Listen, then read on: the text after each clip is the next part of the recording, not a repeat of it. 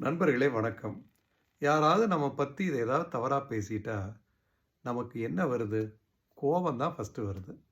அவங்க சொல்றதுல ஏதாவது பாயிண்ட் இருக்கா? நம்மள திருத்திக்கணுமா? அதெல்லாம் பத்தி நம்ம யோசிப்பதே இல்லை.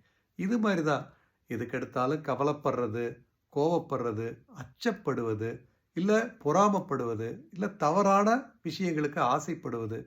இது மாதிரி நம்மை கேட்காமயே அழையா விருந்தாளிகளாக இந்த ரியாக்ஷன்லாம் தன்ன போல வந்துருது. இதையெல்லாம் நம்ம அதையே வச்சு என்டர்டெயின் பண்ணிட்டு இல்லாம, எப்படி கெஸ்ட் வந்தா சோறு போடலன்னா அவர் கிளம்பி போயிருவாரோ, இந்த தாட்ஸ என்டர்டெயின் பண்ணாம விட்டோம்னா, அதுவா தன்ன போல போயிடும். இதற்கு என்ன செய்தால் நம்ம நிலவரம் முன்னேறும்? அதை கையில் எடுத்து, அதை ஆக்கமாகவும், ஊக்கமாகவும் செஞ்சு முன்னேறணுமே தவிர, இந்த ரியாக்டிவ் ஃபேஸ்லயே வாழ்க்கையை தொலைச்சு விடக்கூடாது. We should be more responsive than being reactive. இது அடிப்படையான ஒரு விஷயம் கத்துக்கணும் நம்ம. நன்றி.